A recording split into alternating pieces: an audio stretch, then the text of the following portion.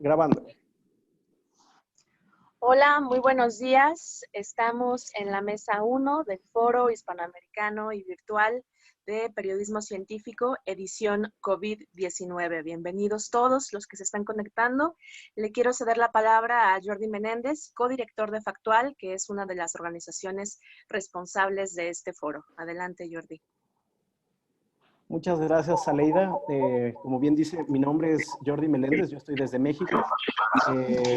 Encantado de pues, recibirles en este foro virtual COVID-19 que hemos organizado en tiempo express. En menos de 2 o 3 semanas logramos crear un programa con más de 86 panelistas, 20 actividades y personas desde 16 países que nos van a estar compartiendo investigaciones, reflexiones, ideas, dudas e incertidumbres al respecto de esta crisis sanitaria, crisis económica, crisis de los medios, pero también con la intención de tratar de encontrar entre todas y todos ciertas soluciones y visiones en común. Pues estoy muy emocionado de ver que siguen entrando personas. Muchísimas gracias a las distintas asociaciones y redes de periodismo científico que se han nucleado para organizar este foro. Este foro se construyó de manera colaborativa. Distintas personas votaron por las mesas y por las sesiones y fue así que quedó este programa que inicia el día de hoy con esta mesa. Simplemente a nombre de Factual y muy especialmente a nombre de mi equipo, muchísimas gracias por confiar en este foro que inicia en este momento. Entonces, le cedo la palabra a Aleida. Muchas gracias, Jordi. Yo pues quiero añadir que efectivamente este es un foro pues único en su tipo, no solo porque se planeó, como bien dice Jordi, en poco tiempo y logró una convocatoria amplísima, sino porque es totalmente gratuito, eso es algo muy importante que recalcar, y también porque pues nace de la urgencia, de la necesidad de que los periodistas y las periodistas de Hispanoamérica podamos responder a esta pandemia con las mejores herramientas, el mejor conocimiento, la ética y la responsabilidad que se nos exige.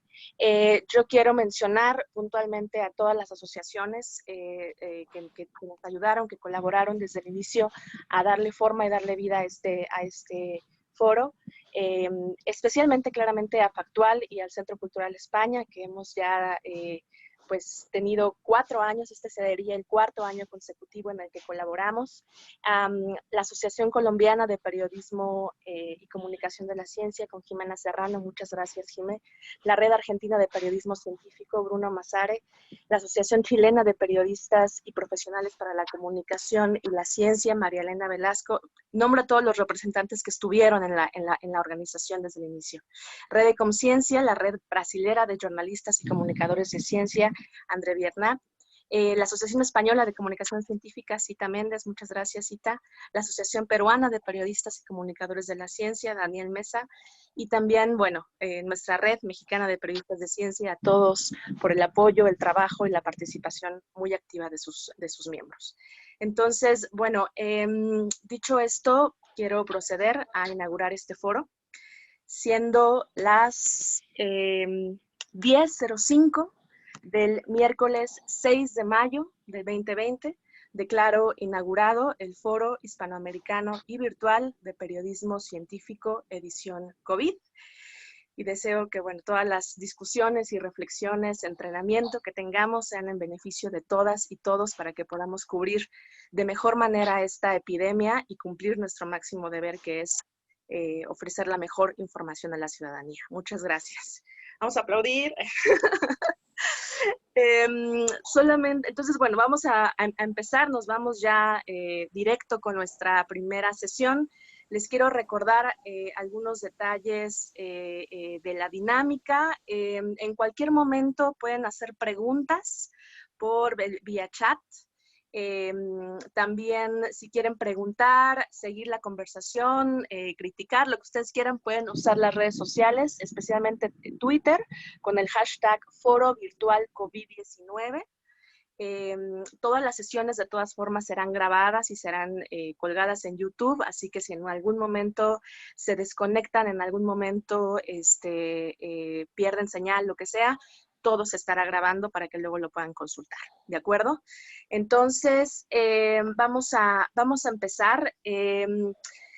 Decidimos abrir este foro con una sesión que pudiera servir como una base para plantear desde dónde estamos partiendo, hacia dónde estamos mirando, que puede ir nuestra profesión, y cuáles serían los desafíos que encontramos en este momento y para el futuro. Así que decidimos invitar a un puñado de los mejores periodistas de ciencia, de los más importantes periodistas de ciencia y de salud de América Latina, a editores de medios que tuvieran esta sensibilidad por estos temas. Así que en vez de presentarlos yo, me gustaría que por favor se presentaran brevemente nuestros panelistas y que en esta presentación incluyeran una primera respuesta quizás a la pregunta más importante que nos reúne en este foro. ¿Por qué importa el periodismo especializado en tiempos de COVID-19? Nora, por favor.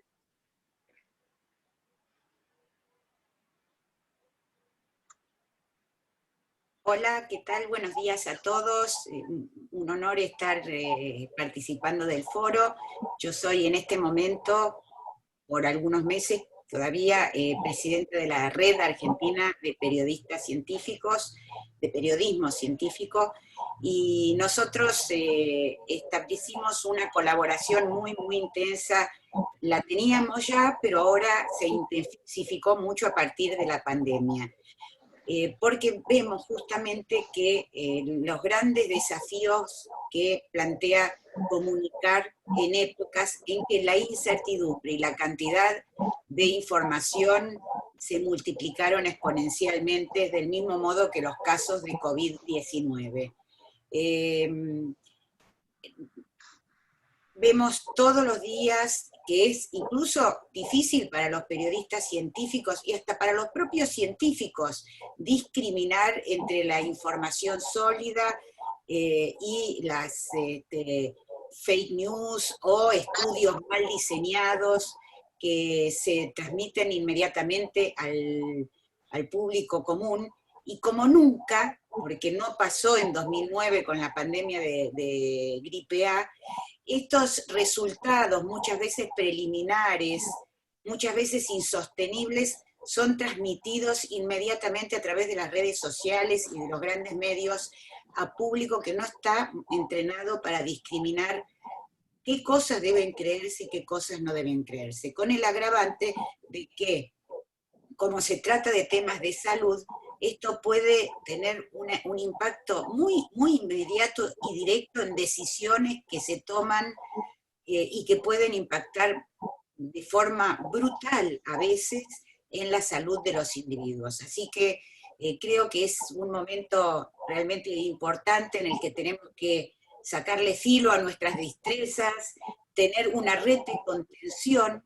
Ninguno de nosotros solo me parece que está a salvo de errores. Es muy importante tener una red de contención con los colegas, tanto en cada ciudad como en cada país, y gracias a los medios virtuales, incluso internacionalmente, para chequear y rechequear datos, consultar con especialistas, especialmente acerca de lo que se transmite con respecto a estudios que son válidos o no, con respecto a la epidemia, porque vimos que empezando por los barbijos, siguiendo por los test y siguiendo por muchísimos temas, las opiniones no solo fueron controvertidas desde un comienzo, sino que incluso la Organización Mundial de la Salud fue dando distintas directivas a medida que avanzaba la epidemia. La situación es dinámica como nunca, diría, porque es algo desconocido y estamos viendo trabajar la ciencia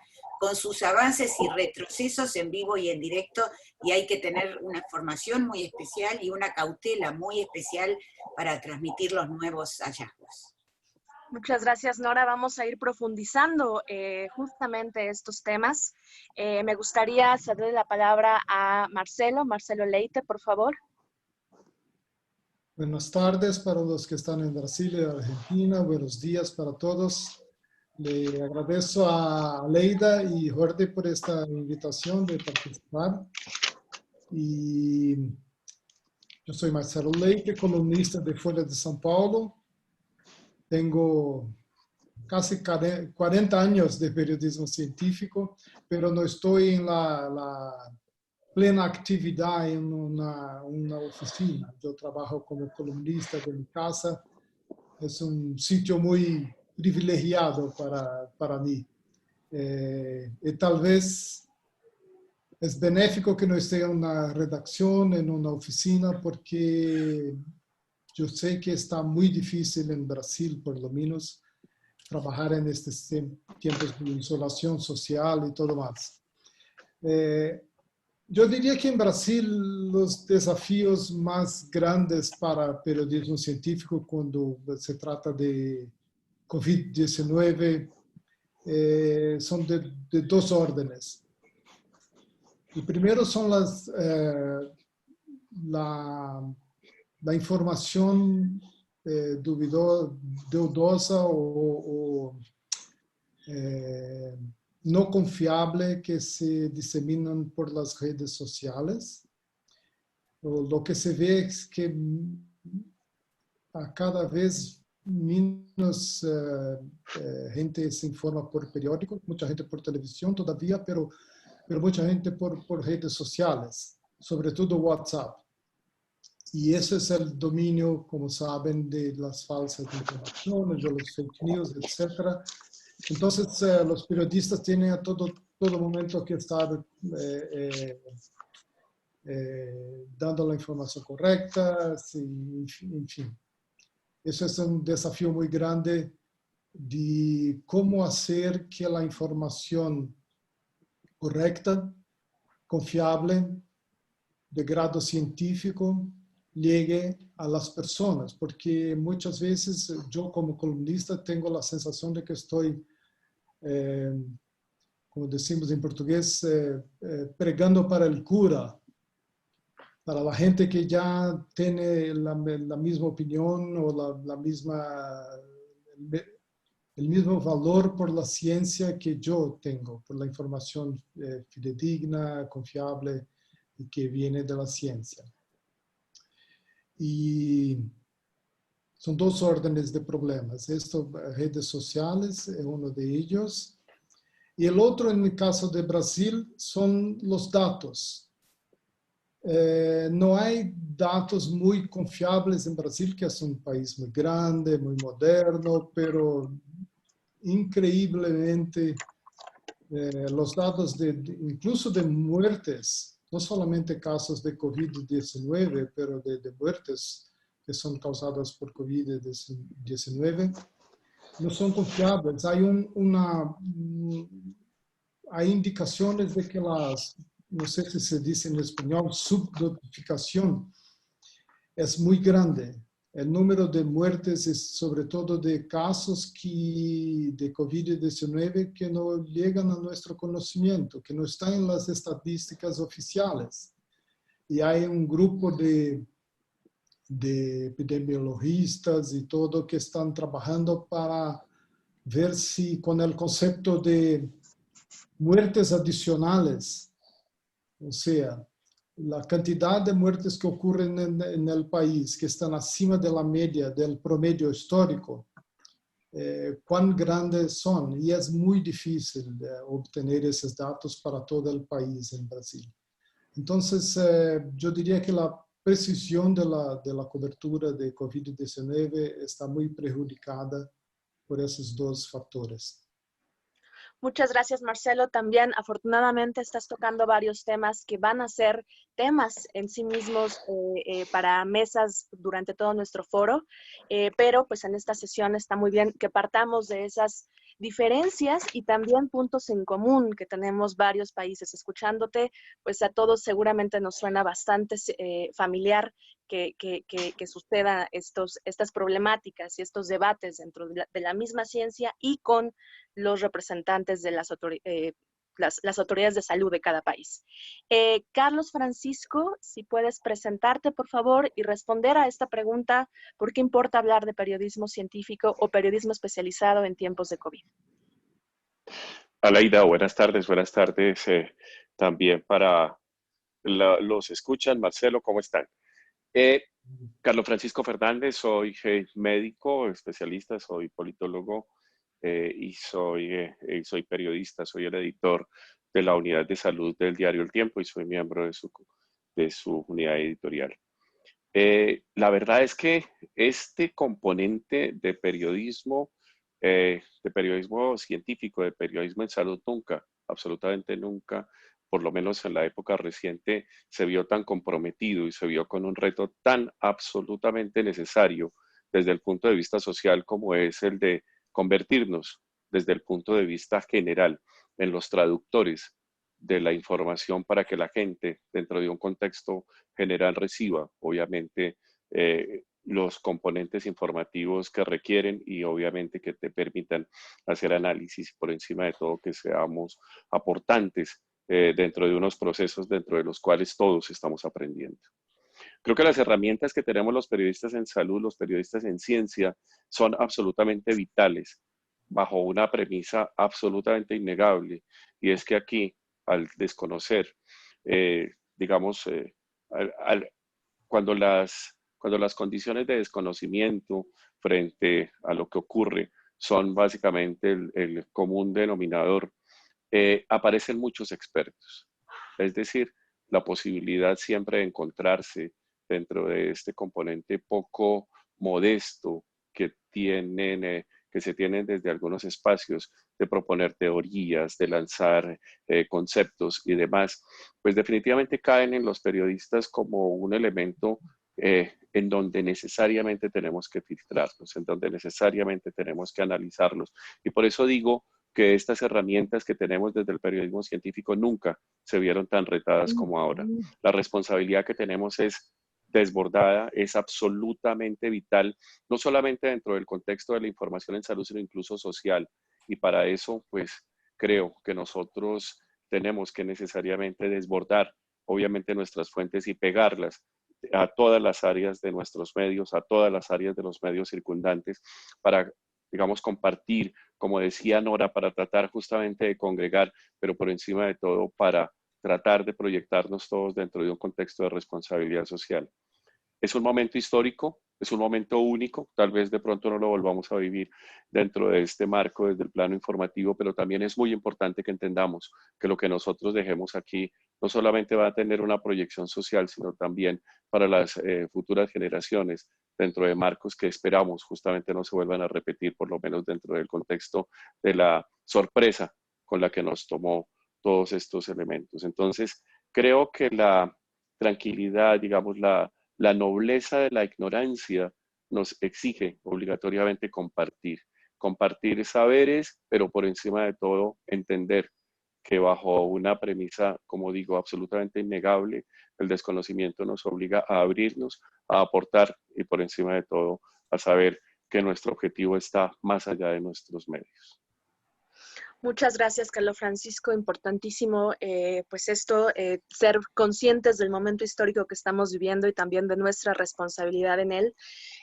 Voy a terminar con María Ramírez, y hago una acotación aquí. Creo que a diferencia de otros foros quizás en los que hemos tenido un énfasis en periodismo de ciencia, periodismo de salud, en esta ocasión precisamente por la emergencia sanitaria que nos ha puesto a todos con los mismos retos, quisimos también incluir un buen número de periodistas de investigación, periodistas no especializados en ciencia, editores de medios de diverso tipo, de manera que podamos evaluar también cuál sería nuestro papel para llegar a esos medios o incluso el papel de los mismos medios ahora pues en esta nueva dinámica que los obliga a replantear y a cambiar las estrategias. Entonces por eso María es justamente la persona que nos puede dar luz en este panel.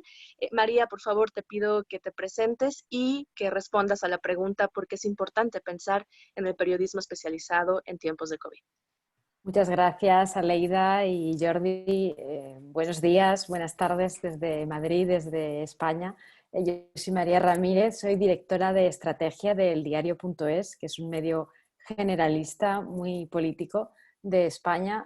Mi trabajo normalmente es estar entre el lado del negocio y la redacción, en proyectos especiales, en buscar suscriptores, pero bueno, soy reportera, periodista, esto nunca se pierde y en medio de todo este lío, pues ahora mismo lo hago un boletín, una newsletter diaria sobre lo que debes saber hoy del coronavirus y me encargo, entre otras cosas, de responder a los muchos mensajes que llegan de todo tipo de los lectores tan preocupados y de canalizarlo a las personas, las voces más expertas, porque al final, como bien dice este foro, de eso se trata. El diario.es, pues creo que es un buen ejemplo en este contexto, porque, bueno, como bien saben, España es uno de los países más golpeados por esta crisis del coronavirus, en muertos, en casos, y también ha sido uno de los primeros países, después de China, en tener este golpe, con lo cual tanto los ciudadanos como los medios nos tuvimos que adaptar muy deprisa a esta nueva situación y con pocos ejemplos de lo que había que hacer.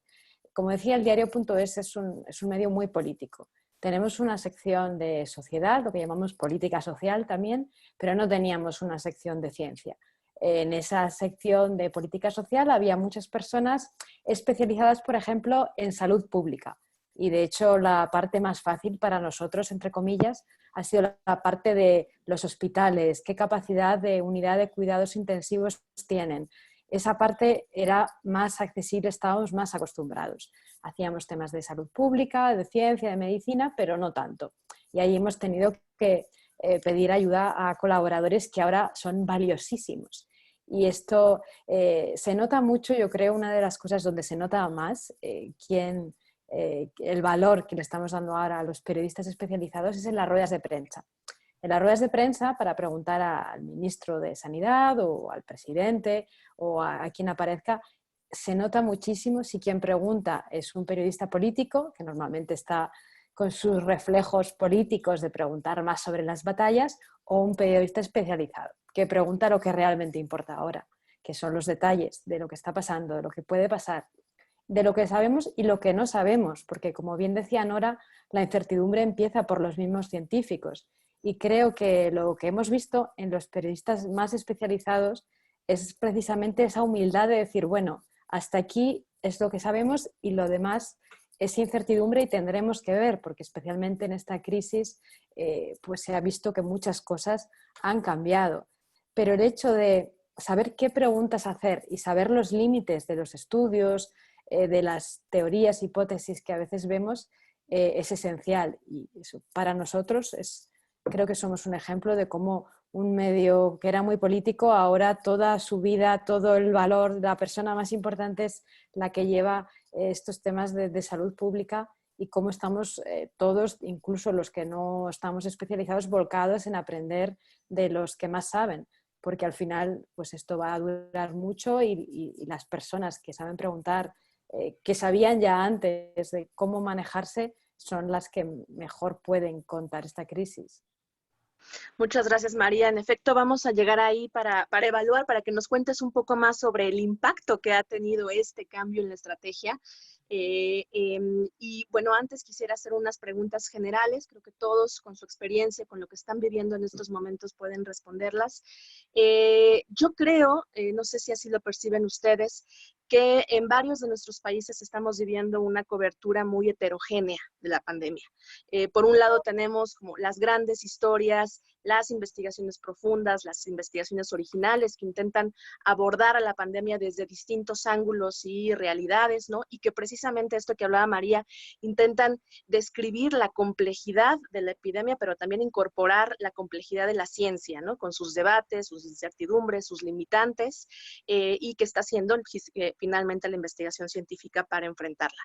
Pero por otro lado, tenemos una cobertura pues más inmediata, ¿no? Más apegada a la impronta de la nota diaria, que van a las conferencias, pero que están buscando también la declaración, el dato, la novedad, y que no cuenta con suficiente tiempo, ni con suficiente espacio, ni con suficiente respaldo por parte de sus medios para desarrollar investigaciones más largas y más profundas.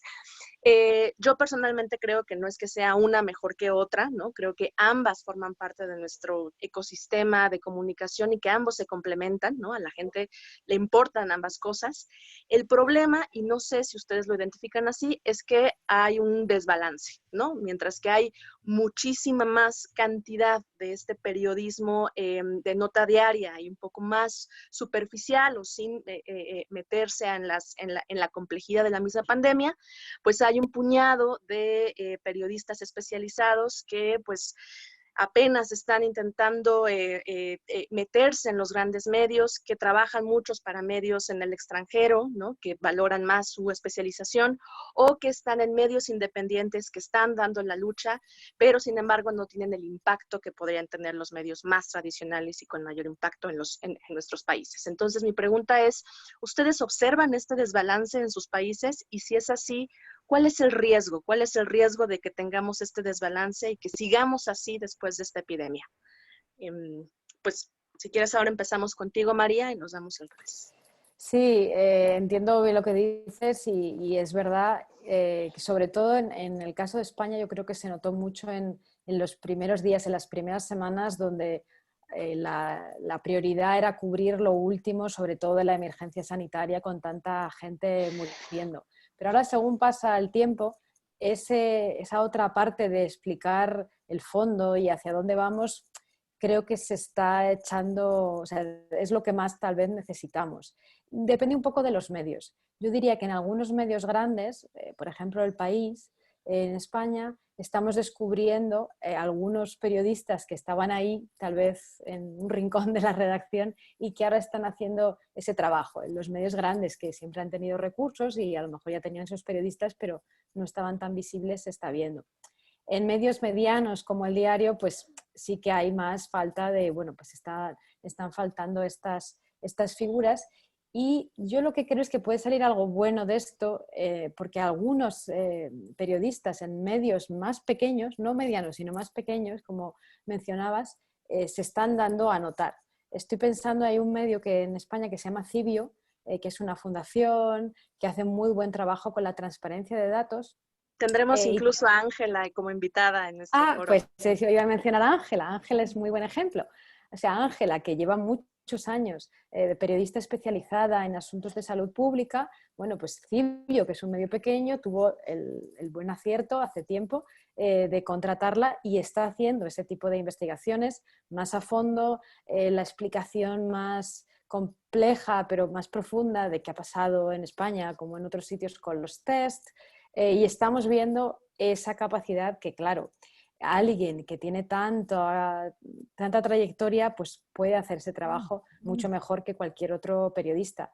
Y yo lo que espero es que pues por lo menos estemos fijando más, y como esto tiene pinta de que va a ir para largo, pues que haya más figuras como Ángela en todos los medios, ¿no? Porque claro, efectivamente...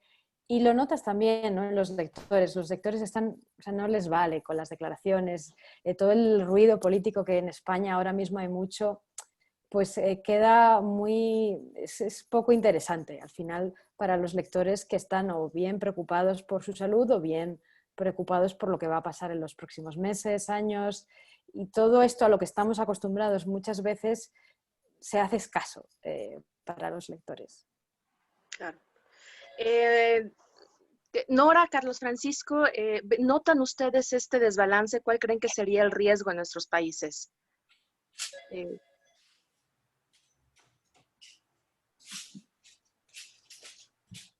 Perdón, pero sonó el teléfono. No te preocupes. Sí, es cierto, como vos decías, que hay una cobertura muy, muy, muy heterogénea. Yo veo también un problema adicional, y es que, bueno, todos sabemos que absolutamente todo el panorama noticioso se vio invadido por un único tema. Tenemos un monotema, desde los programas de entretenimiento de la tarde en la televisión, donde hay vedettes que invitan a médicos que dicen que tienen un remedio de vitaminas para prevenir el COVID o la COVID, hasta incluso médicos que muchas veces leen a la rápida estudios y salen promoviendo estudios que todavía no fueron probados o realmente transmitiendo gruesos errores por televisión, por ejemplo, confundiendo con respecto a qué tipo de información nos dan los test serológicos, porque claro, como es un tema que nos invadió, incluso médicos neurólogos están hablando de epidemiología, nefrólogos, otorrinolaringólogos, todo el mundo se puso a opinar y nos vimos invadidos por los todólogos, que de todo lo saben y pontifican, y cuando tienen matrícula médica, eso les da una credibilidad que, bueno, a veces no siempre se cumple al pie de la letra, ¿no es cierto? O sea, no siempre la información que dan es veraz, es sólida, agravado con el hecho de que, como decía, que el periodista consulta y tiene que atribuir a sus fuentes qué se dice como para que el lector pueda sacar su propia conclusión. En cambio, la palabra del médico tiene un peso de recomendación probada que muchas veces, en lugar de aclarar, confunde. Pero decía que veo otro problema adicional. Como tenemos un monotema ahora en política, en economía, en cuestiones sociales, historias de vida, todo gira en torno a esta pandemia.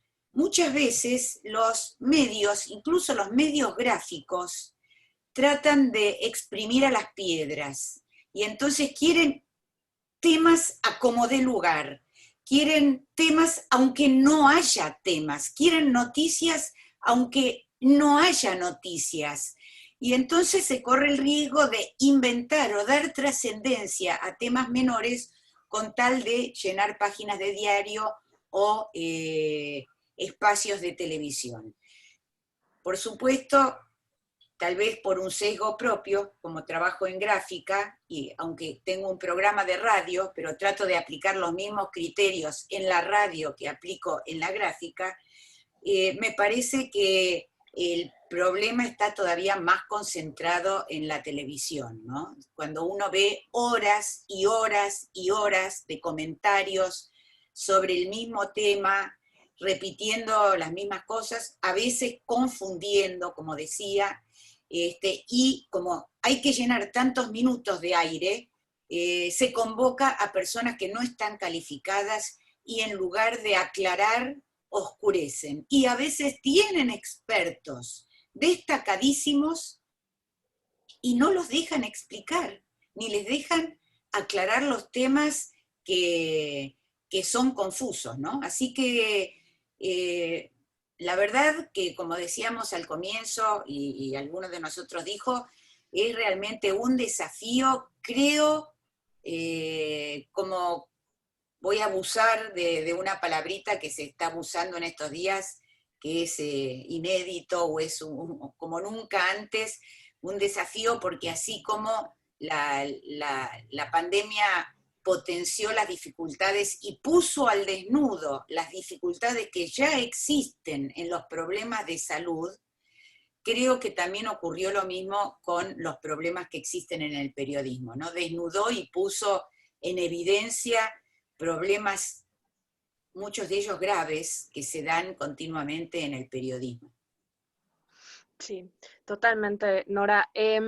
Voy a seguir con Carlos y con Marcelo para que pues todos estos desafíos, esta heterogeneidad que estamos viendo, podamos verla también en términos de riesgos, pero también para plantear la posibilidad de que de la autocrítica, ¿no? A pesar de que son pocos, hay varios buenos ejemplos de la capacidad y las historias que pueden generar los periodistas especializados para entender esta pandemia, pero ustedes ¿cómo podrían evaluar el impacto que están teniendo los periodistas? De pronto puede surgir esta dualidad en la que hay cierto público que los valora y que agradece esta especialización, pero también puede ser que haya un gran público, y es el público que consume medios que probablemente no tienen suficientes periodistas especializados, pero que pues no ven esta diferencia, no alcanzan a notar cuando el medio, cuando el periodista está aportando información más especializada. Ustedes, ¿cómo notan este riesgo de esta heterogeneidad? Y por otro lado, pues, ¿cuál es el alcance real de esta especialización cuando sí está en los medios? Marcelo. Sí. Perdón, Carlos, por favor. Sí, el primer reto, sin duda, es dentro del medio.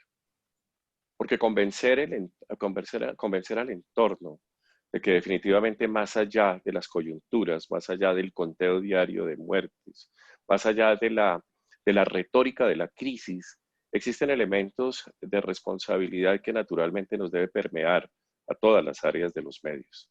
Yo trabajo en un medio grande que es el diario El Tiempo y afortunadamente nosotros tenemos una estructura que nos permite, por lo menos dentro del marco general de la casa, sencillamente protagonizar, poner unos puntos que sin duda, además del debate, proyectan elementos de cohesión. Ese es el primer paso, porque estar a la saga de editores, obviamente de directores, que dentro de los contextos en los que se expresaba Nora, sencillamente nos ponen a competir con la farándula, a tratar simplemente de buscar el like, de buscar simplemente el rating, eso es absolutamente peligroso. Entonces, lo que nosotros hemos hecho, y ya pues tratando de personalizar y respondiendo, digamos, a la pregunta, nos tenemos que comprometer desde el punto de vista general a dejar justamente digamos, esta paranoia, este elemento, digamos, este frenesí del like, este frenesí de la visita a la página, este frenesí, digamos, de la consulta, para convertirnos esencialmente en un elemento referente de cosas serias. Aquí, lo primero, en un país como este, como los nuestros, y dadas las características por las cuales estamos atravesando, aquí cualquier persona que habla 2 veces de lo mismo es experto. Y entonces, tratar de desnudar eso, como dice Nora, es muy difícil. De ahí que las estructuras sólidas que se tienen en algunos medios, desde el plano técnico, desde el plano de la salud y desde el plano científico, si permiten el término, para tratar de cohesionarlos alrededor de información que todos los días y permanentemente hay que filtrar, sin duda empieza a dar resultados. En nuestro medio, pues pongo la experiencia, nosotros somos muy rigurosos con eso. A veces somos demasiado, si me permiten el término, tacaños con la divulgación de expertos. Porque incluso hasta los mismos papers, Nora, lo sabes muy bien, hoy en día han aligerado sus elementos de rigor para tratar justamente de publicar cosas. Cada día aparece un medicamento, cada día aparece un tratamiento que dentro de la expectativa que se tiene y dentro de la esperanza que naturalmente, digamos, juega normalmente en la gente, dadas las circunstancias, pues sin duda se convierten en elementos que dan lecturabilidad, que dan audiencias y por encima de todo que dan, digamos, elementos de competencia. Concluyo. Para nosotros la información con respecto a la COVID-19 y al virus definitivamente no es una competencia. Es un elemento de responsabilidad. Somos también, digamos, el sitio en el cual periodistas de medios más pequeños sencillamente nos toman como referencia permanentemente. Yo estoy dentro de las limitaciones que tenemos también de esa ignorancia por la que atravesamos, esa ignorancia pero también expectante. También somos, digamos, elementos para colaborar con medios pequeños. Yo, en lugar de competir, yo personalmente llamo al medio y les digo, mire, por favor evitemos esto, tratemos de mirar ubicándonos dentro de una perspectiva de objetivo general, es decir, la responsabilidad es con toda la gente y no solamente con mi medio y con el componente que yo trabajo. Creo que el reto es grande, también como dice Nora, nos han desnudado nuestras falencias, pero por encima de todo también nos han, digamos, mostrado nuestras pequeñas fortalezas.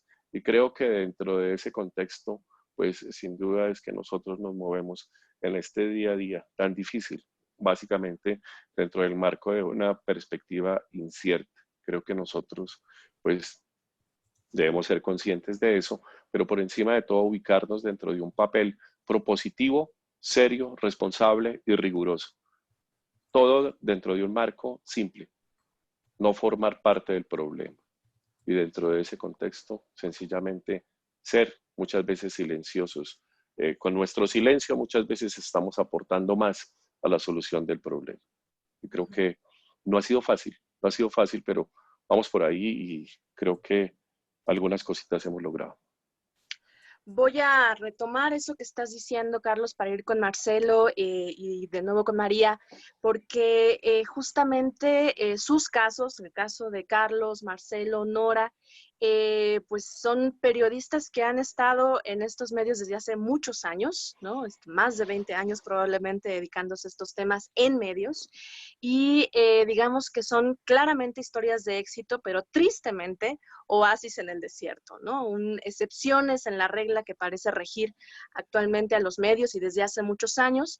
Y entonces quería saber qué es lo que ocurrió en sus medios, a diferencia de muchos otros que estos medios sí decidieron incorporar a periodistas especializados o comunicadores, editores especializados, que si fue una decisión intempestiva o fue parte de una estrategia y quizás, pues, cómo ha cambiado su presencia en esos medios, cómo de manera, a partir de tantos años de estar haciendo este trabajo, de qué manera el medio se ha beneficiado y sobre todo las audiencias, qué es lo que está cambiando, qué es lo que ha hecho distinto el que tengan sus medios periodistas especializados.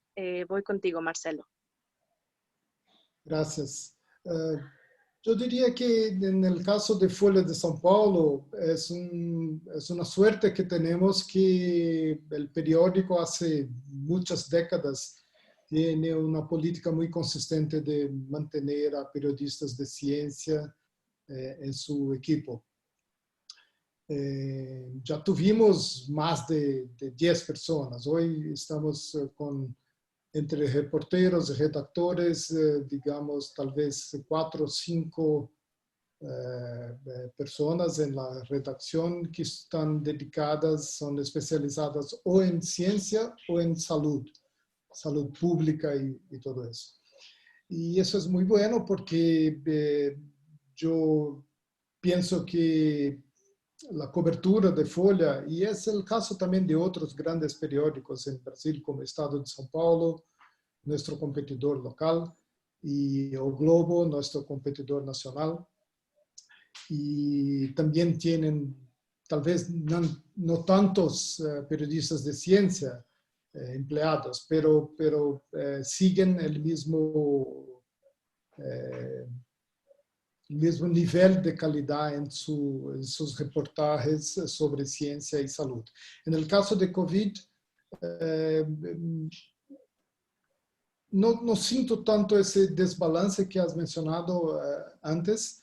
Yo diría que la cobertura en Brasil es tripartite, tiene 3 partes. Una es ciencia, que está bien, porque creo que el principal hemos sido capaces de mostrar al público de que no se sabe casi nada sobre el virus. Es un nuevo virus, hay mucha poca certeza, no se sabe cuál es la tasa de infección, no se sabe si confiere inmunidad o no, por cuánto tiempo y todo eso, toda esa incertidumbre está casi diariamente en el periódico y eso es bueno porque es la precisión, ¿no? En el caso, la precisión significa hablar de incertidumbre, de lo que no se sabe todavía sobre el virus. Creo que estamos bien en esta parte. En los medios, en los grandes medios, y no todos, pero periódicos con seguro, los 3 más grandes, las revistas y parte de la televisión. Están haciendo un muy buen trabajo de elucidación de todas esas dificultades. Hay una cobertura de salud pública que a mi ver está bien, pero podría ser más para mostrar, sobre todo con imágenes y con reportajes narrativas de la situación dramática en los hospitales que tenemos en Brasil, en todas partes del mundo. Yo creo que cuanto más los medios muestran cómo están trabajando los doctores, los enfermeros y todos, y la situación de los pacientes, más gente se convencerá de que la situación es muy seria, ¿no? Porque hay mucha gente en Brasil que todavía piensa que no es serio, incluso por causa de la tercera parte de la cobertura, que es la cobertura política, que es terrible, no tanto por la calidad de la cobertura y sí, pero por lo que uno se ve obligado a reportar, que son los absurdos que los políticos y, acima de todo, el presidente de República en Brasil, pero también en los Estados Unidos, hablan diariamente de COVID y en un sentido de cuestionar seguidamente la eficacia del aislamiento social. Y eso es terrible porque el efecto es que la población en Brasil, la población está empeorando su adicción al aislamiento, está disminuyendo. Incluso es un motivo de mucha preocupación en las naciones vecinas como Argentina, por ejemplo, ¿no? Que está mejor que Brasil en ese aspecto. Lo que hemos visto, un fenómeno parecido que ha sido mencionado por Nora, de los especialistas, con comillas, ¿no? Que son la gente que son oportunistas, que intentan de tomar esta oportunidad para aparecer en la televisión o en el periódico con ideas fantásticas o con soluciones infalibles para COVID. Yo diría que parte de eso, por lo menos en los grandes medios, está resolvido porque, sobre todo porque los periodistas de ciencia ganaron mucha reputación en la ecología de la redacción. Son más oídos cuando se trata de separar quién realmente sabe de algo o quién está solamente intentando de aparecer. Pero hay casos como columnistas. Hay un caso en Folha de São Paulo de un columnista de economía que empezó a hablar de cloroquina, hacer propaganda de cloroquina, porque se encaja muy bien con su ideología conservadora del presidente de la República en Brasil, que también ha promovido cloroquina, así como Trump en los Estados Unidos. Eso es algo que es muy difícil de controlar, porque es un columnista y tiene libertad de escribir sobre eso, pero es horrible porque es una persona que tiene mucha buena reputación y que a causa de razones ideológicas intenta de dañar el debate, de ensuciar el debate científico propiamente dicho por razones ideológicas. Eso pasa mucho, sobre todo en la televisión. Y eso es mi preocupación mayor, porque hay muchos periodistas de ciencia, de salud, haciendo un buen trabajo y tal vez hablan para centenas de millares de personas. Y entonces uno prende la televisión y ve el presidente dando una entrevista diciendo que aislamiento social no solo es un prejuicio para la economía y está haciendo, y si el presidente, el programa está siendo asistido por millones de personas, millones. Entonces, Eso es algo que preocupa muy, sobre todo en las redes sociales, ¿no? El presidente tiene como 4 o 5 millones de seguidores en Twitter y qué sé yo. Sí, de hecho, tenemos una mesa justamente enfocada en entender cómo la política puede cruzarse con la ciencia y qué impacto tiene. Estamos recibiendo varias preguntas, nos quedan unos 20 minutos más o menos. Quiero llevar este punto que plantea Marcelo con María para cerrar esta primera ronda y pasar a las preguntas del público. Y sobre todo esto que mencionaba Marcelo sobre, pues, hay un desbalance quizás tanto en la calidad de la información que se dé como los mismos roles, los mismos actores que aportan esta información, pero también hay un público que lo consume, ¿no? Entonces, en tu caso, María, finalmente están haciendo esta nueva estrategia, este cambio quizás de quién habla y sobre qué habla. ¿Cómo notas tú que ha impactado en el público? ¿El público nota esta presencia de periodistas especializados? Y sobre todo, ¿cómo cambia la estrategia a partir de ahora en tu medio? Pues yo creo que sí, y la experiencia es para bien. Pues, por ejemplo, hacemos conversaciones en Instagram para entretener a la gente que está en casa, ¿no? Como muchos medios. Pues una de las más exitosas, si no la más exitosa, fue con nuestra periodista que es médica, especializada en divulgación científica, que es una persona desconocida hasta ahora, Esther Samper. Estuvo contestando preguntas y además es un ejemplo de voz experta muy cauta, que siempre dice pues, lo que sabe, lo que no sabe. Y tuvimos un éxito de público, de preguntas. De hecho, era un experimento y la vamos a volver a traer, a hacer lo mismo. Y en cambio hemos traído estos días pues, políticos y otra gente que es muy popular y bueno, ha ido bien, pero nuestra sensación es que la persona experta no tan conocida, pues en cambio ha tenido muchísimo éxito porque claramente el público está deseoso.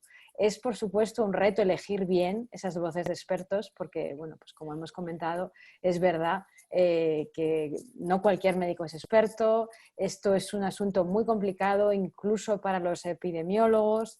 Y lo que estamos haciendo, por lo menos en el diario, es elegir con mucho cuidado un grupito que ya tenemos controlado de estos expertos a los que siempre recurrimos.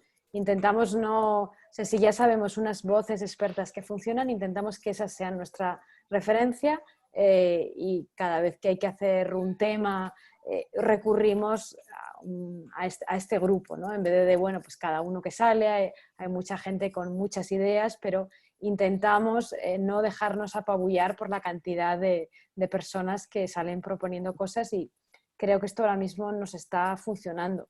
Y también en nuestra dinámica, en el ecosistema, ¿no? Como decía Marcelo de la redacción, pues desde luego creo que nos ha ayudado mucho simplemente pues dar voz. O sea, la primera persona que empieza cada reunión vendiendo los temas es la jefa de política social, Natalia Chiantaroli, y ella es la que dirige la cobertura. Ahora mismo todo el diario.es está volcado en esta crisis con sus distintos aspectos, pero ella es la cabeza de todo, ¿no? Antes siempre empezaba política, jefe de política, pues ahora siempre empieza ella. Son pequeños detalles que internamente son importantes y que creo que también el público los nota. Y bueno, en nuestro pequeño canal también de los emails que llegan, se ve que hay cierto aprecio por todo lo que sea voces expertas, porque es lo que preguntan los lectores. Ahora hay más preguntas también prácticas de la vida, de lo que se puede hacer, de lo que no, porque están un poco empezando a cambiar las medidas de distanciamiento, pero son sobre todo cosas muy prácticas que necesitan de voces que saben o periodistas que saben preguntar a esas voces. Y desde luego nuestra experiencia ha sido muy buena. También desde el punto de vista del negocio, nunca habíamos tenido tanta audiencia, nunca habíamos tenido tantos suscriptores y es por esta cobertura de estas semanas. Voy a terminar la sesión, todavía no vamos a pasar a las preguntas del público, pero para terminar es justamente este punto de cómo hacer para aprovechar este dinamismo, esta efervescencia que estamos viendo y mantenerlo para después, para escenarios después de la pandemia. ¿Cuáles serían las estrategias? Antes voy a retomar algunas preguntas. Para Nora, nos preguntan, en la Argentina el periodismo especializado de ciencia se presenta más en la prensa escrita que en los medios televisivos masivos. ¿Crees que ha faltado información pública homologada y divulgada a las sociedades del periodismo en general para evitar los dos polos, el pánico, el miedo, o al otro extremo la indiferencia por parte de la ciudadanía con las medidas de la pandemia? Y pregunta también cómo revertir esto que plantea si el periodismo televisivo apunta al urgente y en el último momento. Bueno, eso depende, sí, hay una ausencia generalizada de periodistas científicos en la televisión. Ya, digamos, no somos suficientes en los medios gráficos, pero en la televisión, y particularmente en la televisión en particular, y también en la radio, hay ausencia generalizada de periodistas científicos. Es inconcebible, como todos los noticieros tienen un meteorólogo para dar el tiempo, y no tienen periodistas científicos para analizar la información científica. Y eso no cambió con la pandemia. O sea que eso degrada bastante la información que se distribuye en la televisión, que es el primer medio por el número por el público que tiene. La verdad es que quedó toda la información en manos de periodistas, en general de periodistas políticos, que suelen tomar ellos mismos las entrevistas y entrevistar a médicos, realmente desperdiciando gran oportunidad y a veces transmitiendo, comunicando información que no es equilibrada ni refleja las controversias o las conclusiones a las que llega la comunidad científica. Y ni que hablar de la divulgación de pruebas muy, muy, muy preliminares, como si fueran ya experimentos probados, ¿no es cierto? Todos los días o cada tantos días uno ve que Israel descubrió una vacuna, después descubrió un anticuerpo que va a cubrir el COVID, después en Francia un virólogo descubrió una cura contra el COVID y es inmoral si no se la administra. Bueno, temas como esos que los periodistas científicos tomamos con muchísima mayor distancia, con cautela, y en los que en general no incurrimos en hacer el aplauso ese que es tan rápido, a veces sin tener pruebas fundadas ni evidencia válida, en televisión son moneda corriente. ¿Cómo cambiarlo? La verdad es como subir al Everest, porque los dueños de los medios no se sienten confrontados con esta realidad. O sea, les parece perfectamente normal que periodistas no especializados estén opinando si se hacen suficientes test o no en un país, por ejemplo. Una materia sobre la que discuten los epidemiólogos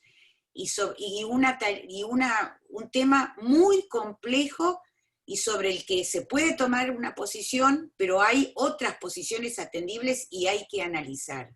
Realmente me parece que ni siquiera una epidemia como esta, que nos trastocó la vida a miles de millones de personas, fue suficiente para hacer cambiar de opinión a los dueños de grandes medios. Habrá excepciones, por supuesto, pero no es la generalidad. Wow, muy bien. Bueno, justamente con el foro esperemos empujar un poco para que eso cambie de a poco. Para Carlos Francisco, ¿cómo han manejado en los medios esta comunicación de cambio de datos constantemente a medida que avanza la epidemia y las investigaciones se descubren nuevas evidencias, a veces contradictorias entre sí? ¿Cómo no perder la confianza frente a las fuentes científicas? Muy buena pregunta. Básicamente, la prudencia y por encima de todo esa valoración que se debe hacer de la fuente es el elemento fundamental. Lo decía Nora, tener obviamente la cautela de que aquí, además justamente de proyectar los avances desde el punto de vista epidemiológico, también hay una competencia desde el punto de vista comercial, desde el punto de vista incluso político frente a estas cosas. Y nosotros debemos necesariamente ser no adiabáticos, es decir, no refractarios completamente a esto, sino tener elementos que nos permitan poner los pies muy bien sobre la tierra para saber exactamente qué proyectamos o qué no proyectamos. Aquí están, por ejemplo, los elementos de Suecia. Suecia, por ejemplo, nos lo muestran como el país dentro de un contexto que sencillamente desborda nuestras realidades. Y nos lo venden aquí como si fuera, por lo menos, la solución. Hay que mirar eso con cautela, tratar de soportarnos antes de publicar, mirarlo una vez, volver a revisarlo, tener siempre personas sobre los cuales, o incluso fuentes sobre los cuales nosotros nos afincamos antes de proyectar cualquier cosa de estas. Pensando simplemente en lo que dije en un comienzo, nuestra responsabilidad va más allá de la inmediatez. Cualquier cosa que nosotros decimos puede impactar, así sea en un grupo mínimo de personas. Y bajo esa premisa, pues tenemos la imperiosa obligación de revisar una y otra vez, hasta tanto no tener, por lo menos, un grado de certeza, así sea mínimo, nosotros no publicamos nada, ni le damos tampoco un reenviar a los cables, tratamos simplemente de revisar, ir a la fuente original, volver a hacer las interpretaciones. No ha sido fácil, pero la verdad creo que era mandatorio y por encima de todo una obligación. Nos ha costado mucho, hemos perdido muchísimos likes, hemos perdido muchísimos puntos de pronto de rating frente a ciertas noticias, pero nos queda la tranquilidad de que por lo menos si salimos de después, lo hacemos con un poco más de rigor. Ese ha sido nuestro trabajo durante 20 años en esta casa y lo proyectamos con tranquilidad. Nos falta mucho por aprender todavía y creo que aquí, justamente en este compartir, cada día tendremos más elementos para ponerlos en práctica. Claramente hay una lucha ahí, ¿no? Un modelo distinto en el que, por un lado, los periodistas especializados se esfuerzan para dar información de mayor rigor, como dices, que eso lleva tiempo y no necesariamente jala la atención de mucho público, y por otro lado, los medios interesados en tener esta atención por parte de la gente que puede caer ante la impronta y la necesidad de la urgencia, ¿no? Uno de los retos es justamente ver cómo logramos un equilibrio más sano en el que los mismos periodistas puedan tener un impacto mayor haciendo lo que hacen ya, ¿no? Excúsame, te interrumpo. Los periodistas en esta rama, tenemos que ganar legitimidad. Es decir, que nosotros sentimos que representamos parte de esa audiencia que naturalmente se necesita que traduzcamos, pero al mismo tiempo que esa audiencia sepa que de una u otra forma está recibiendo la información. Y esa legitimidad se logra básicamente haciendo eso que tú acabas de decir, desbordando un poquito, quitándonos digamos, ese ropaje necesario de ser los primeros, de querer hacerlo, sino sencillamente de ser los más rigurosos. Y eso hay que ganarlo. Y hay que ganarlo justamente dentro de procesos que van desde la formación, la tranquilidad, la modestia y por encima de todo saber que lo que nosotros de una u otra forma, digamos así sea, en nosotros mismos puede modular comportamientos. Simple. Una pregunta para Marcelo. Talia García, viróloga e inmunóloga, nos pregunta, ¿qué le pedirían al sector médico y científico para favorecer la accesibilidad, el entendimiento y la comprensión de la información cuando no hay un especialista científico dentro de su organización periodística? Yo creo que es muy importante que todos los expertos busquen a los medios, sea un pequeño periódico en una ciudad fuera del eje principal de su país, como en el caso de Brasil, São Paulo, Río, Brasilia, etc. Es importante que busquen los medios para clarificar informaciones que no sean tan precisas, tan confiables.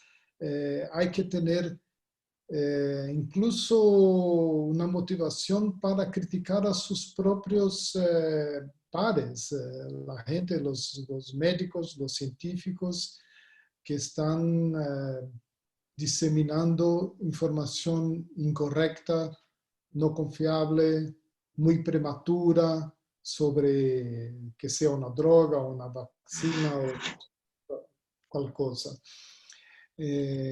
Yo creo que eso es lo más importante, porque si entiendo bien la cuestión, ella pregunta sobre medios que no tienen periodistas Así es. especializados, ¿no? Y escribir, proponer artículos de clarificación que sean pertinentes para aquel público en particular. Entonces, es una ciudad no tan grande, intentar de clarificar cuál es la situación real de los hospitales y de las unidades básicas de salud en el municipio, las reglas básicas de higiene que son importantes, todo ese tipo de cosas, ¿no?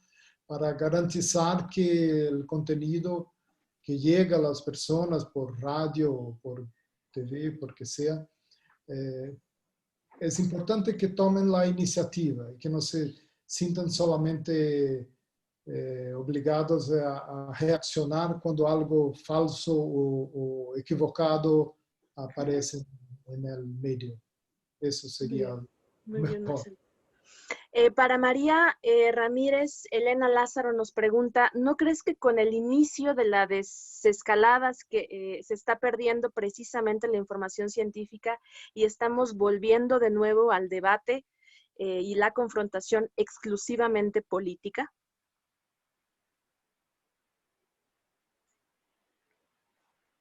Perdón, estaba silenciada.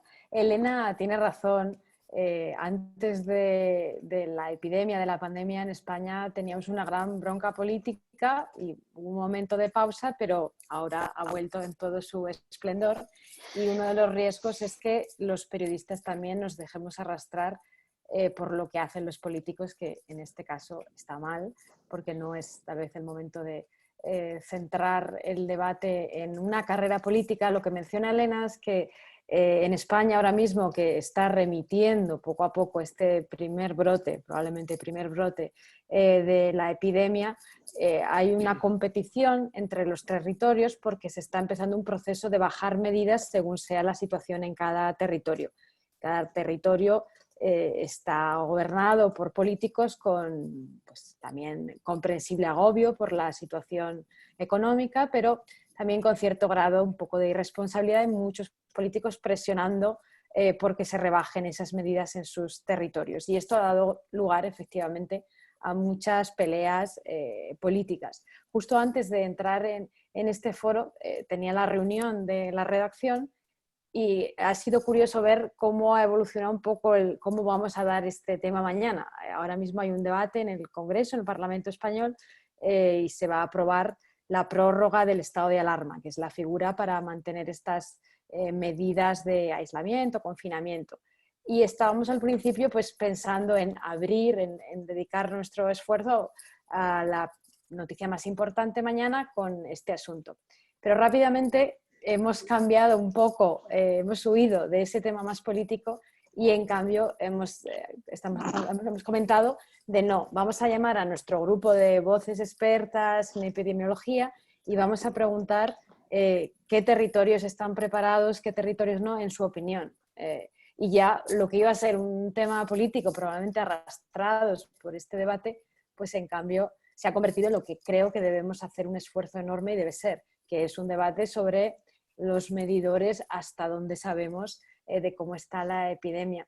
Y por eso creo que ahí o sea, los políticos saben hacer política y obviamente pues van a tirar hacia lo que saben hacer. Pero creo que ahí podemos hacer una gran labor los periodistas, que ya hemos además aprendido en estas semanas a insistirles en las preguntas más sanitarias, más concretas de la epidemia, de los medidores que ya conocemos, y cuando intenten arrastrar el debate a la política, insistir en la parte más sanitaria, más científica, y ahora bueno, tenemos periodistas preparados para hacerlo. Y creo que esta es la única manera de seguir cubriendo esta epidemia de la manera que merece, que ahora mismo es esta, y no caer en las guerras partidistas en las que bueno, pues antes estábamos, después estaremos, pero ahora para mantener el foco es lo que importa. Muy bien, nos quedan 10 minutos, hay muchas preguntas en el chat, incluso los invito a los ponentes si quieren revisar algunas, creo que estamos teniendo bastante participación. Yo quisiera aprovechar para ir concluyendo, ir cerrando algunas ideas generales, quizás retomando algunas de las preguntas que nos están haciendo, por ejemplo, cómo valorar cuáles son las informaciones verdaderas, qué es lo que buscan los grandes medios de un periodista especializado para que lo contraten, si en los medios masivos hay realmente espacios para el periodismo científico, qué recomendaciones darían para prolongar la vida de un estudio o una investigación en los medios de comunicación, más allá de lo urgente. Entonces me gustaría, si quieren, retomar alguna de esas preguntas, pero sobre todo ir cerrando con esta idea de hacia dónde vamos. Si bien sus casos son exitosos porque pues han hecho su vida profesional dentro de medios, y la mayor parte de ustedes como periodistas de ciencia o de salud, lo decía ya, sigue siendo una minoría, e incluso para ustedes sigue siendo pues una incongruencia que ni siquiera en estos momentos de pandemia en los medios haya un cambio radical de estrategia y de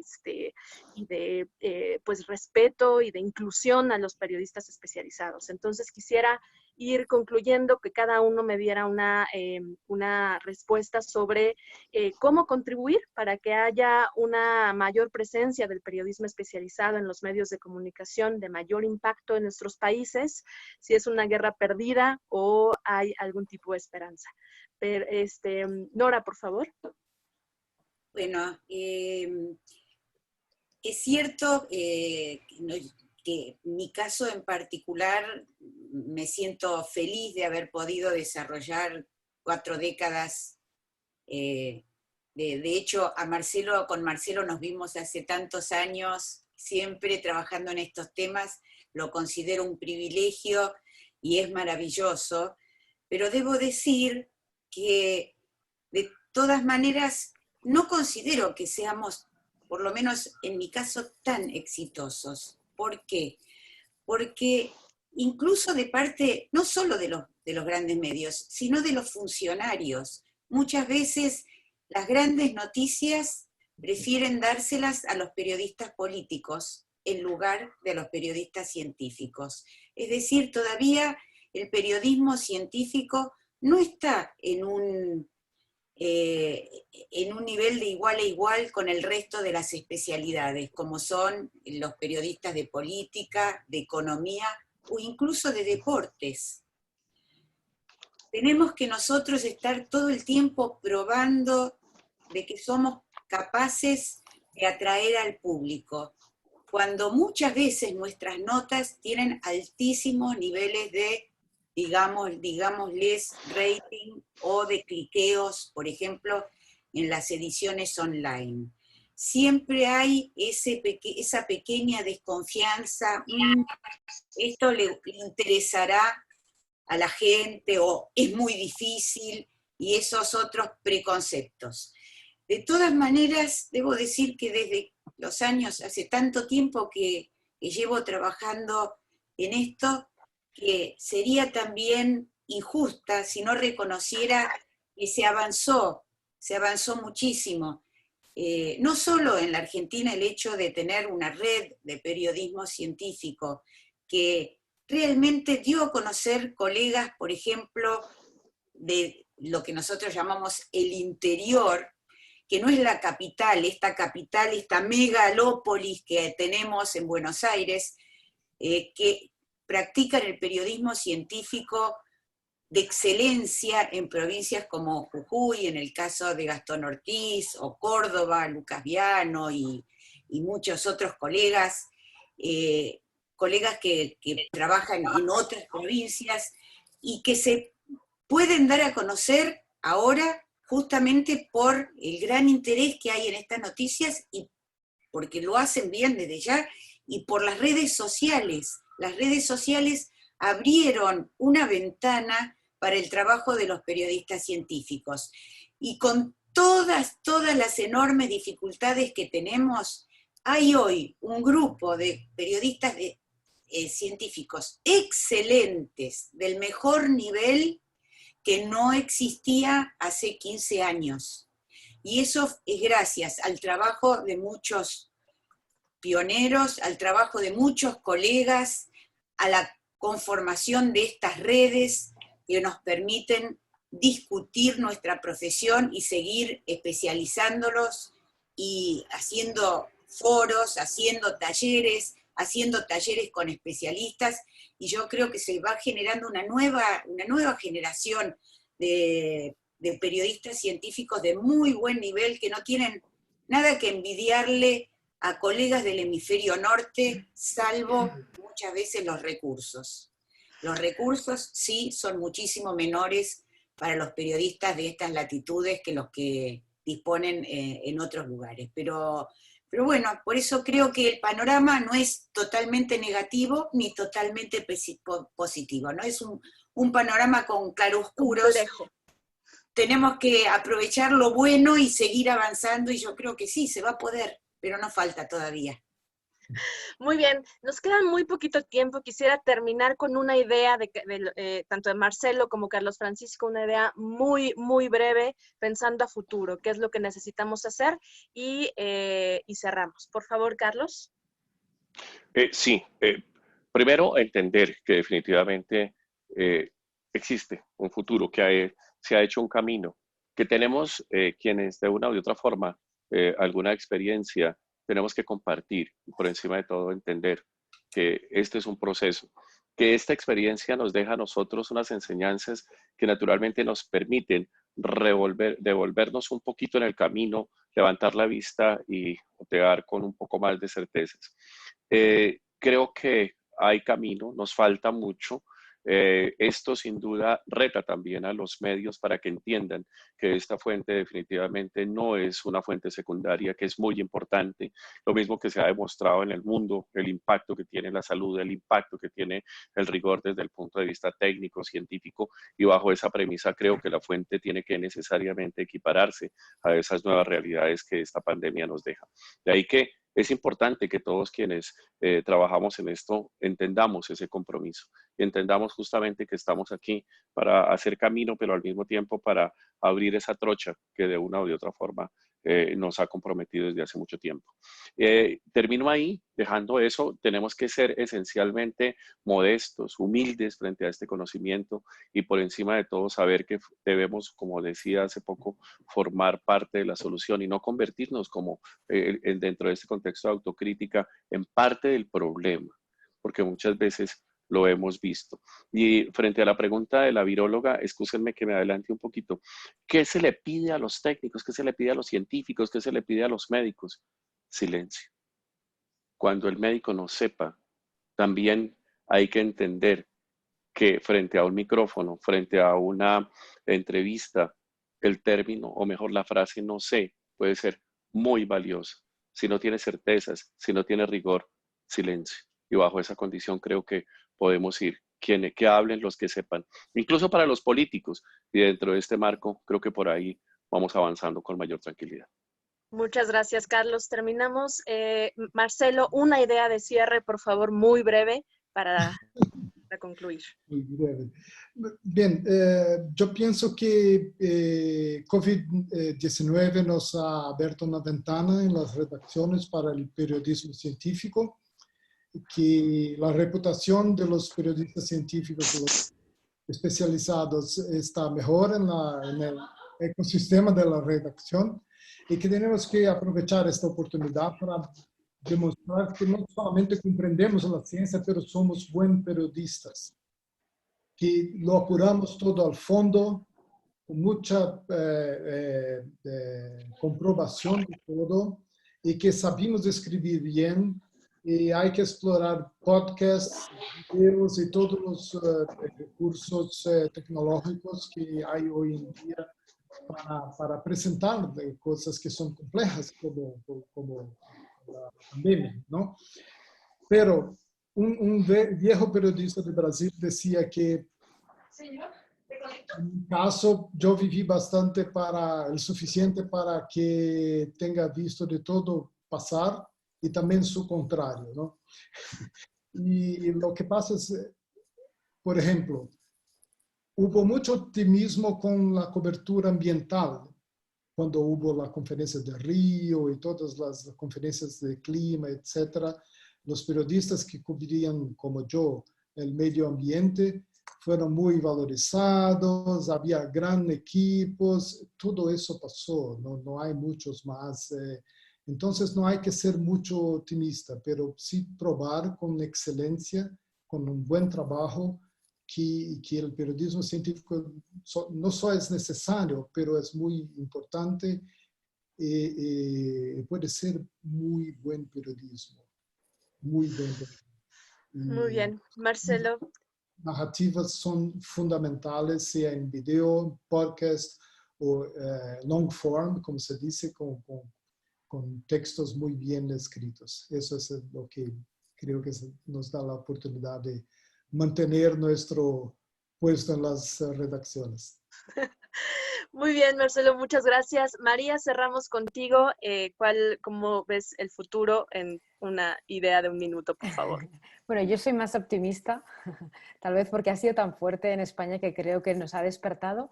Y lo que me gustaría, mi deseo, es que los jóvenes que empiezan ahora o jóvenes periodistas se animen a especializarse en salud pública, en ciencia, y creo que esto va a pasar, porque cualquiera que esté empezando ahora se da cuenta de lo importante que puede ser su trabajo, realmente un servicio público más importante que hagan nunca, que si se dedican a esto. Yo espero que sea una inspiración para los que empiezan. Muy bien, pues muchísimas gracias. Estamos ya cerrando. Queremos aprovechar para que todos prendan sus cámaras en estos momentos. No estamos en un lugar físico, pero la virtualidad nos permite de todas formas encontrarnos y queremos tener un recuerdo de nuestros participantes, nuestros ponentes y también todo nuestro público. Entonces, si prenden sus cámaras todos y Jordi, nos das la señal para sonreír. Claro que sí. Como somos... Quiero que sepan que somos 105 personas o más de 105 personas en este momento conectados, entonces voy a tomar varias fotos. Por favor, ustedes mantengan su bonita sonrisa y yo les voy a ir diciendo cuando vayan pasando las fotos. Entonces, primera foto, 1, 2, 3, sonrían. Eso. Ahora, segunda foto, no pierdan, peínense, pásense la manita por el cabello. 1, 2, 3. Una más. Penúltima, Mariana Castro, Ana Torre Campos, Martín Ten Espinosa, Itzel Gómez, sonrían. Ok. Y una última, bueno, estas últimas son personas que no han prendido su cámara, pero igual que aparezcan. Listo. Pues muchísimas gracias por acompañarnos. Ha sido un honor tener este inicio de este foro virtual COVID-19. Estábamos llenos de nervios. Entonces, pues creo que dentro de todo, salió bastante bien. Muchísimas gracias, Marcelo, María, Nora, Carlos, por acompañarnos. Muchísimas gracias, Aleida. Entonces, cerramos esta sesión y si están inscritos en las que vienen, les llegará correo con el link en unos segundos. Gracias para todos. Chao. Muchas gracias. Ánimo.